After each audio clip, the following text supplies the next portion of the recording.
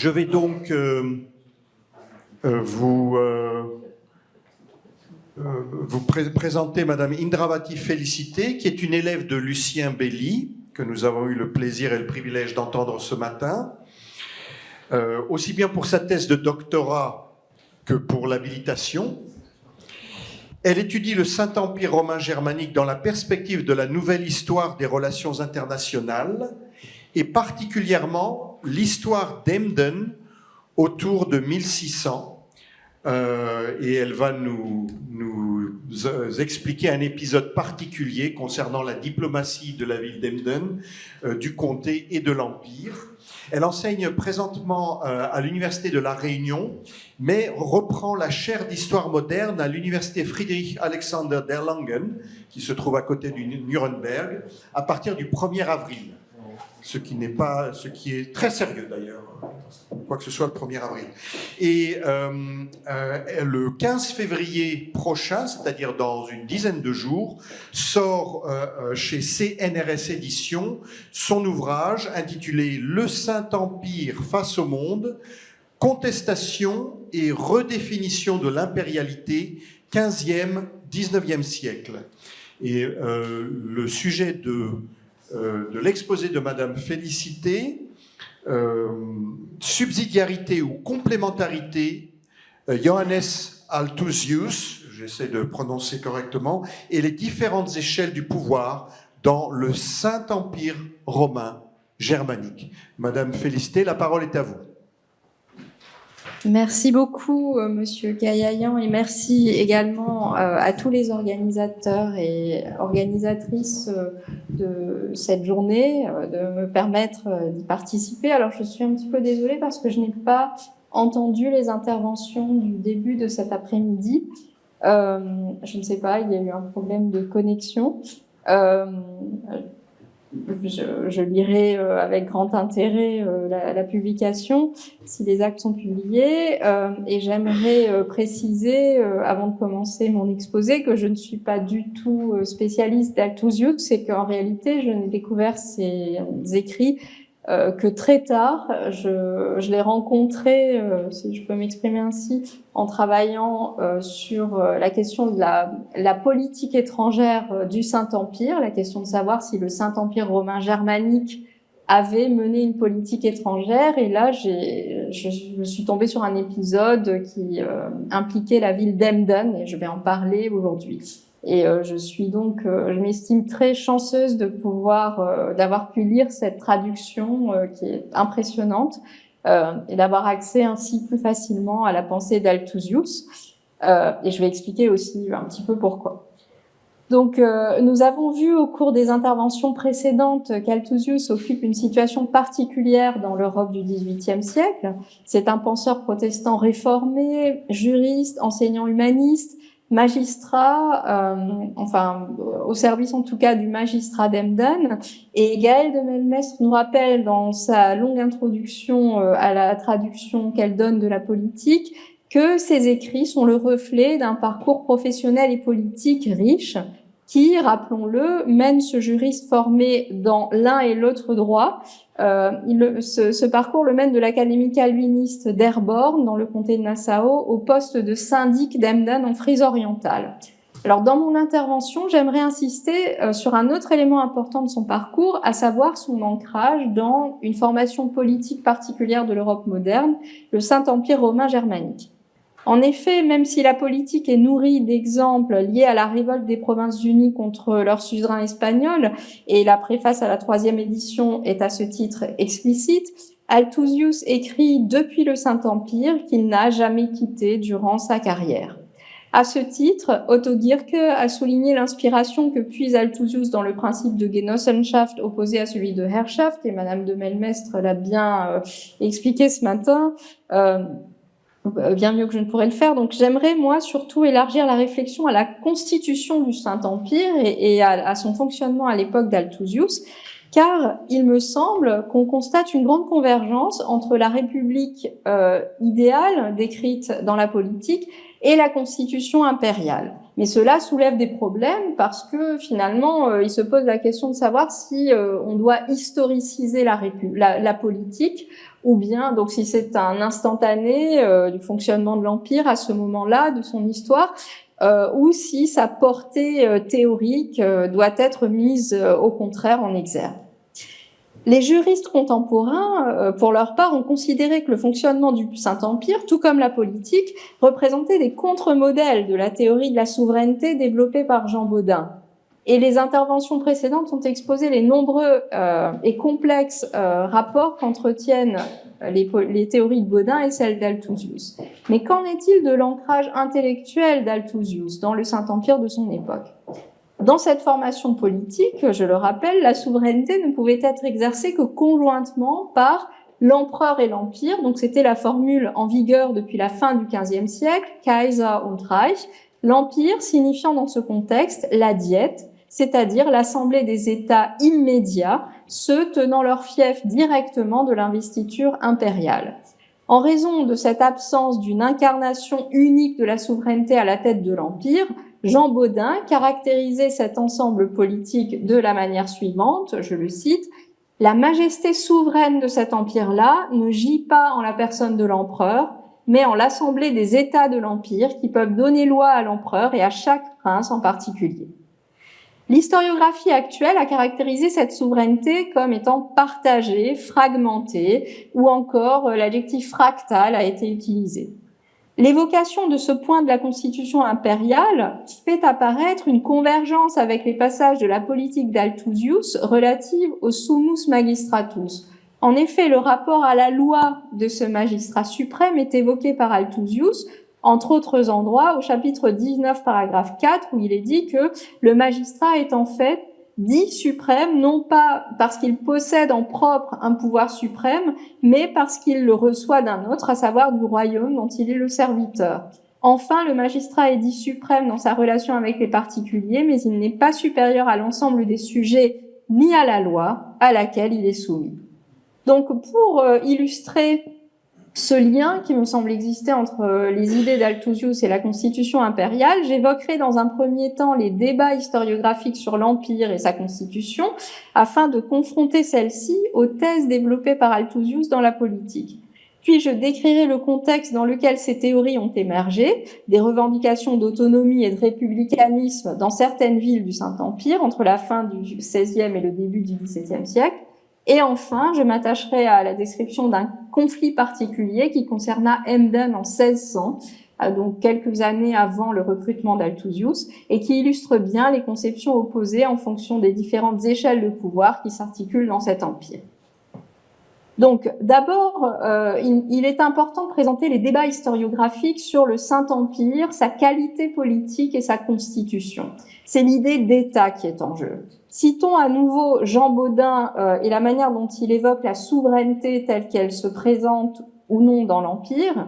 Il nous dit « Les 7 électeurs ont peu à peu retranché la souveraineté, ne laissant rien à l'empereur que les marques en apparence, demeurant en effet la souveraineté aux États des 7 électeurs, de 300 princes ou environ, et des ambassadeurs députés des villes impériales. » Donc là, il nous parle des États, ces 360 entités qui sont les États, les vassaux immédiats de l'empereur.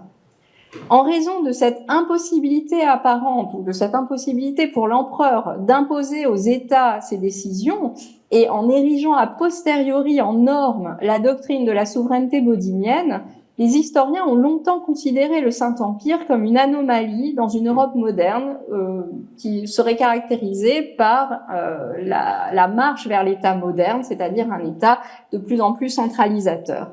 Le postulat donc était que les autres grandes monarchies, notamment l'Angleterre et la France, se seraient dirigées vers cet État à la tête duquel se serait trouvé un souverain monopolisant de façon de plus en plus efficace les attributs de la puissance politique. Au cœur de ces débats, on retrouve donc historiographiques sur comment qualifier l'Empire, était-il un État? On retrouve donc la question de la transformation de l'Empire en État, entre guillemets, moderne.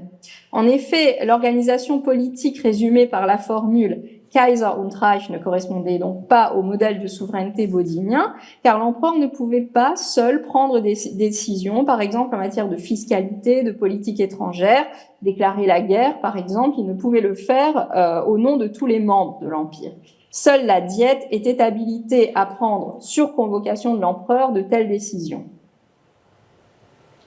Alors, une autre question sous-jacente était celle de savoir si le pouvoir de cet empire, dans cet empire, pouvait évoluer vers la monarchie absolue. Cette question s'est posée notamment durant la guerre de 30 ans, et Lucien Bellier a rappelé ce matin les tentatives de Ferdinand II à cet égard.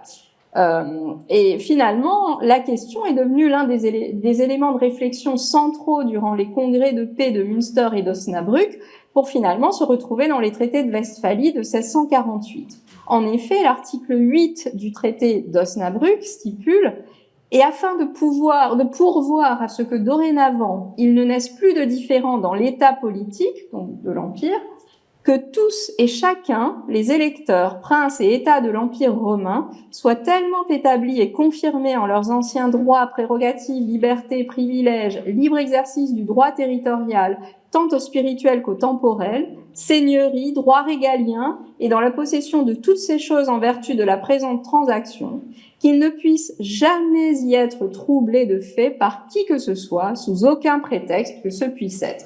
On voit bien donc apparaître ici une limite très claire à ce que l'empereur peut imposer aux membres de l'Empire, ce qui a vraiment conforté cette thèse d'une inefficacité étatique du Saint-Empire, puisqu'il n'y avait pas une tête, une incarnation du pouvoir qui aurait permis l'exercice de la souveraineté.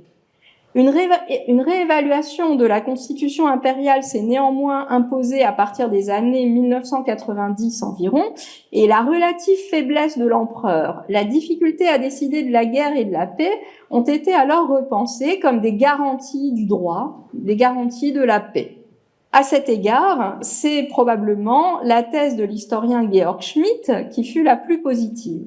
Il postule en effet une complémentarité entre les différents pouvoirs qui font l'Empire, et il analyse l'adhésion à sa constitution comme la preuve qu'il a existé à partir du XVIIe siècle, au moins, si ce n'est plus tôt, une nation fédérative allemande qui prit pleinement conscience d'elle-même durant le déchirement de la guerre de 30 ans.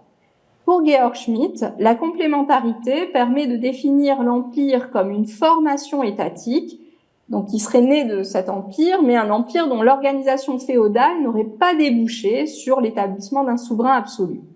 Il utilise l'adjectif complémentaire pour désigner ce que l'on comprend communément comme une instance étatique unique, et qui en France était concentrée entre les mains du roi, ou était décrite en Angleterre comme la formule « le roi en son parlement », et qui se trouvait dans l'Allemagne de l'époque moderne partagée entre plusieurs instances, et il en identifie 3 importantes: l'empereur avec les États d'empire et les tribunaux d'empire. Donc l'empereur était constitutionnel, donc ça c'est la première grande instance. Donc ce serait ce qu'on appellerait l'échelon impérial. L'empereur était constitutionnellement circonscrit en qualité de monarque. Il réglait les affaires courantes du gouvernement, exerçait son droit de réserve et décidait, idéalement en concertation avec les États de l'Empire, donc la Diète, réunis en Diète, empereur et empire. Il décidait de la guerre et de la paix et adoptait des règlements généraux dont la validité s'étendait à tout l'Empire. Les 2 tribunaux d'empire constituaient aussi cet échelon impérial. Ils garantissaient la paix perpétuelle qui était inscrite dans la Constitution depuis 1495.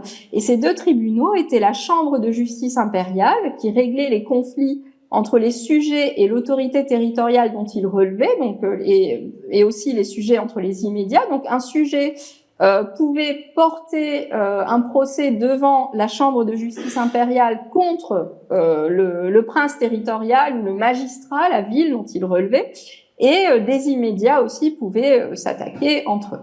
Et la deuxième cour, c'était le Conseil impérial aulique, où étaient défendues les prérogatives de l'empereur et où un immédiat pouvait faire appel à ces prérogatives pour régler des litiges concernant les droits de féodalité et les titres. Et nous reparlerons de ces 2 instances tout à l'heure. Donc ces 2 tribunaux étaient très importants parce qu'ils devaient garantir la paix qui avait été décrétée comme devant être perpétuelle au sein de l'Empire et qui rendait donc la guerre civile anticonstitutionnelle.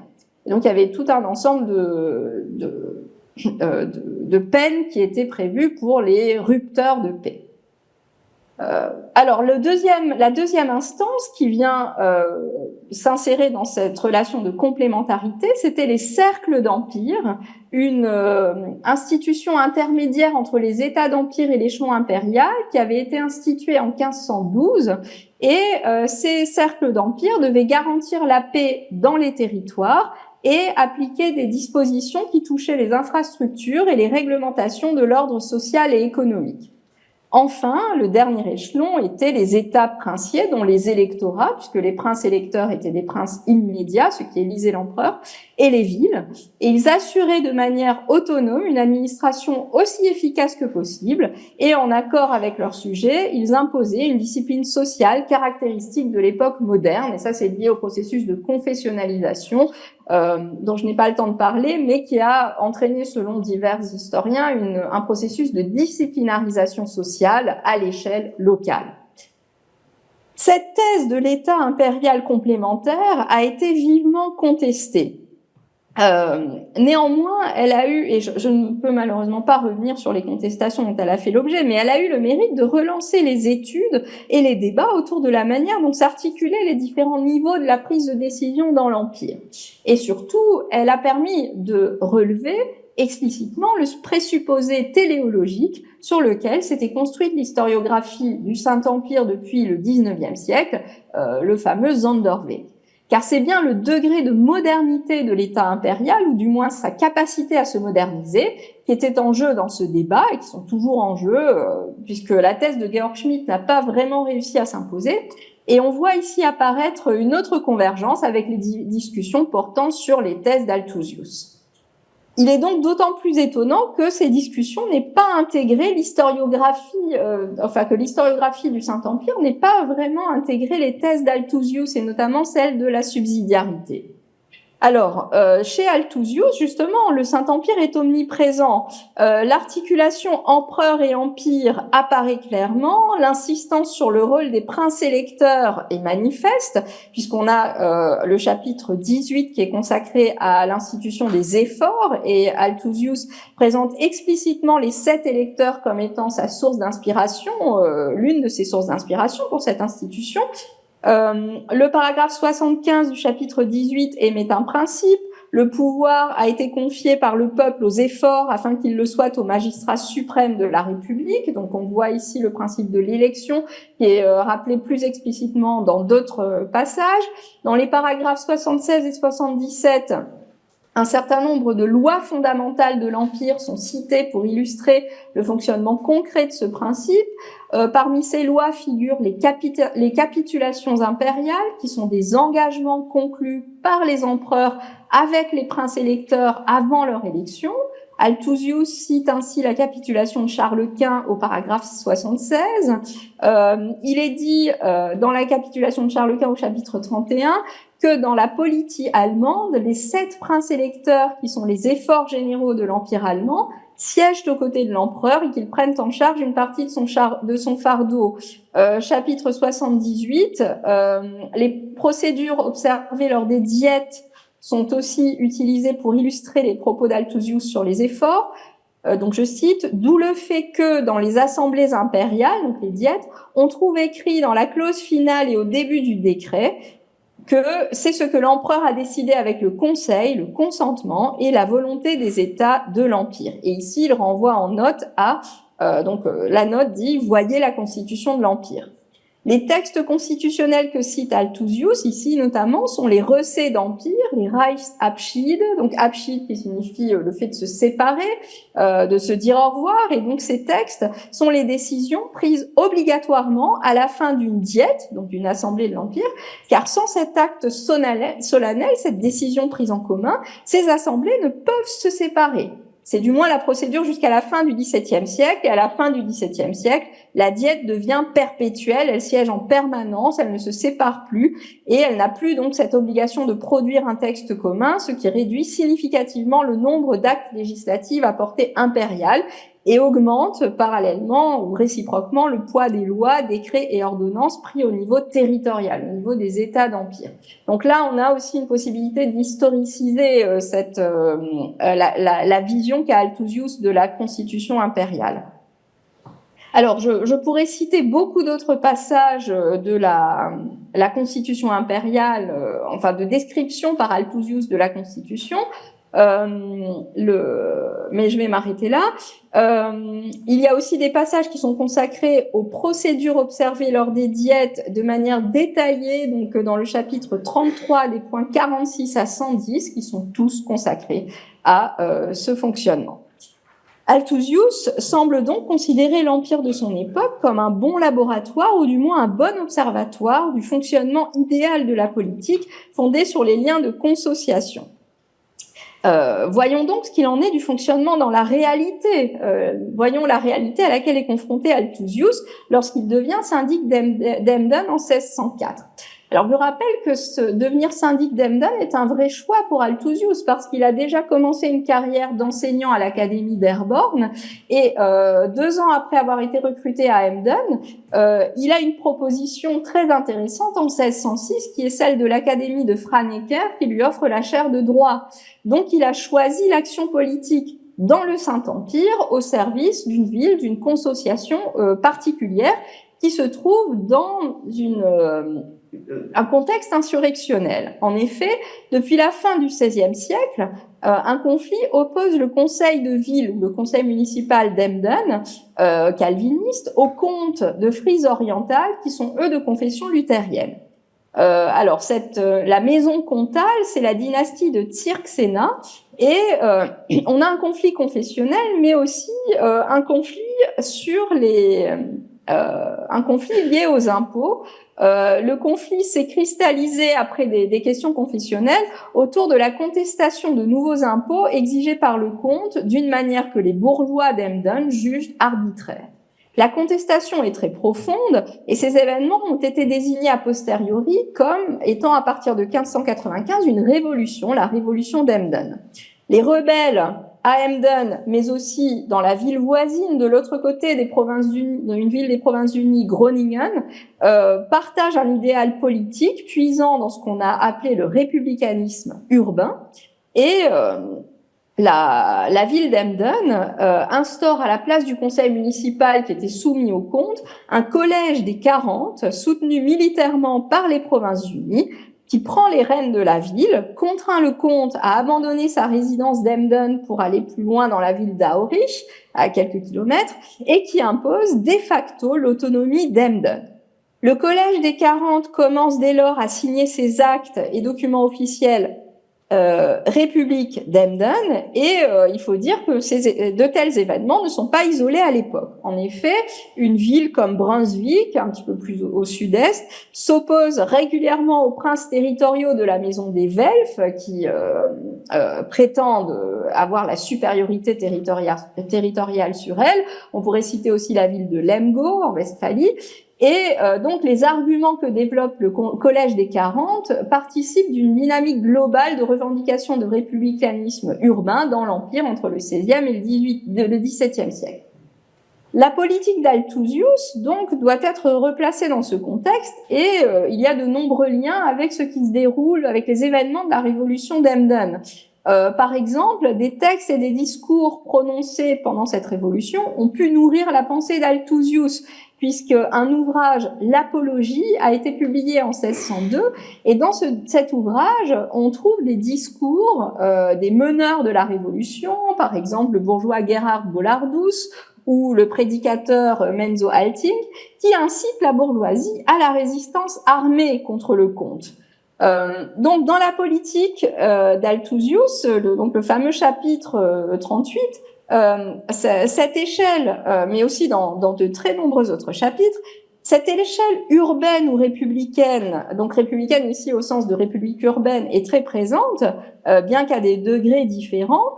On trouve aussi dans les descriptions d'ensembles politiques, des descriptions de la République de Venise, des descriptions du fonctionnement des villes d'empire et des descriptions aussi du fonctionnement de villes médiates soumises à une autorité territoriale telle Emden.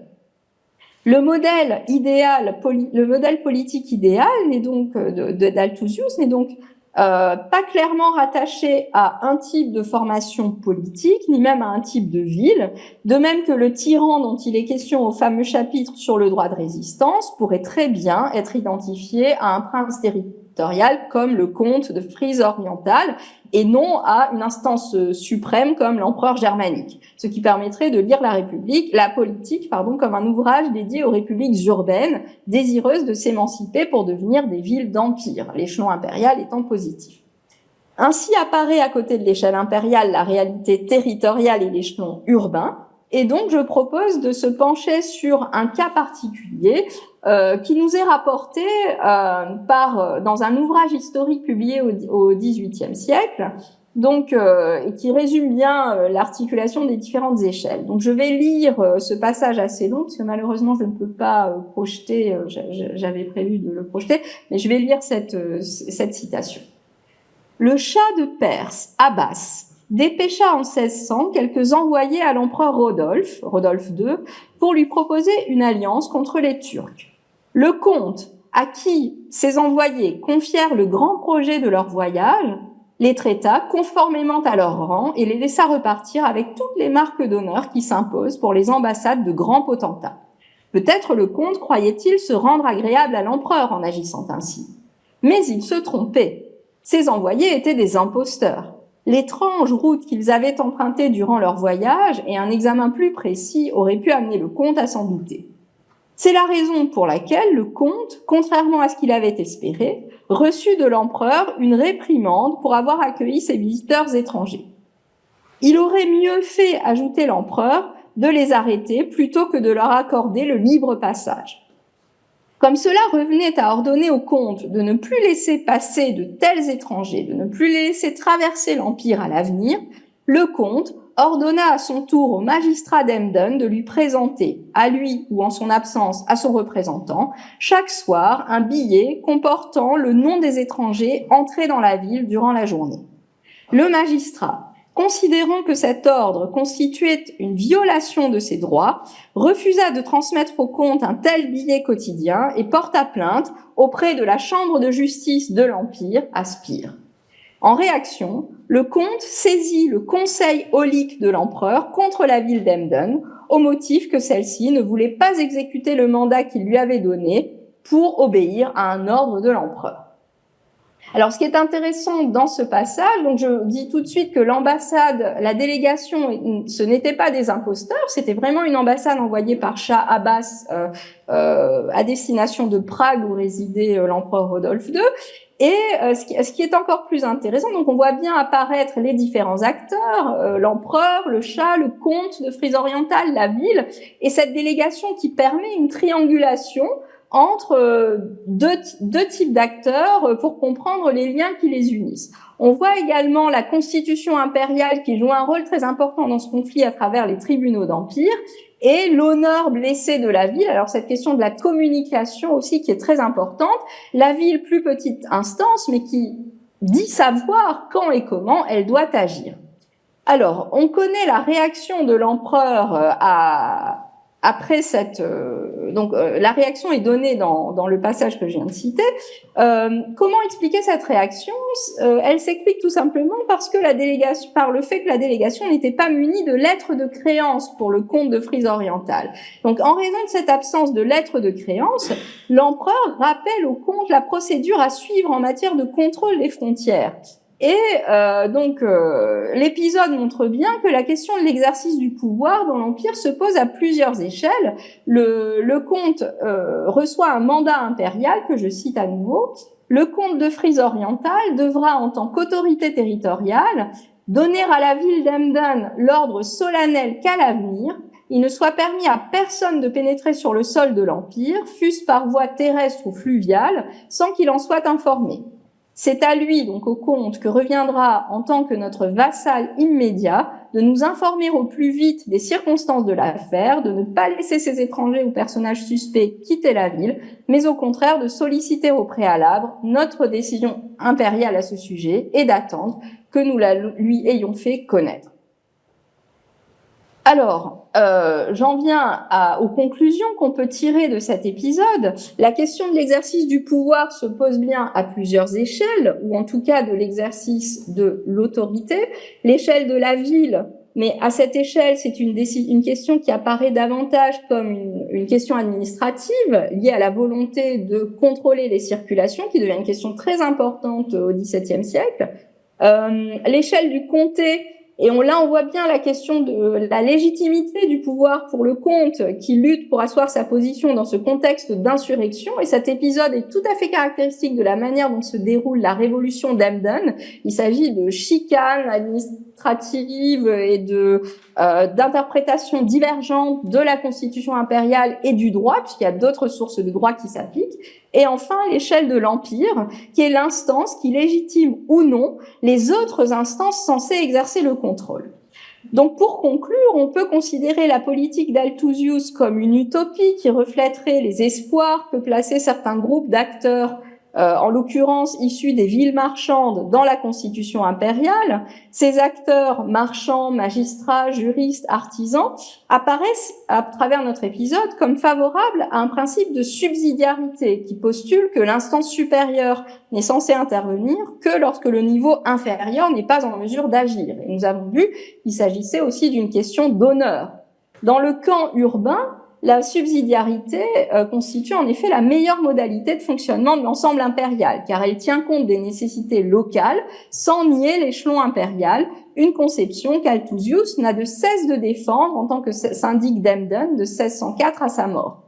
Une question qui demeure néanmoins concrètement est celle de savoir quelle instance, dans le cas d'un fonctionnement subsidiaire, peut décider, le cas échéant, de l'opportunité d'une intervention. Et nous avons vu les problèmes que cette question soulève dans le cas du contrôle de la frontière. Or, les défis que pose à Emden sa situation géographique, liés aux atouts que lui procure la géopolitique des XVIe et XVIIe siècles, qui est l'époque de l'essor d'Emden comme grand port dynamique, en font un révélateur extrême des bénéfices que la constitution de l'Empire peut en théorie procurer à tous ses membres si les prérogatives de chaque échelon sont respectées. La souveraineté se situe ainsi à chaque échelon, elle n'est pas déléguée, et les instances peuvent agir de façon complémentaire en se référant à cette constitution, qui a fortement, je pense, inspiré la politique, et qui, dans son fonctionnement, prouve aussi qu'il faut historiciser et mieux situer à la fois la politique, mais aussi la théorie bodinienne de la souveraineté.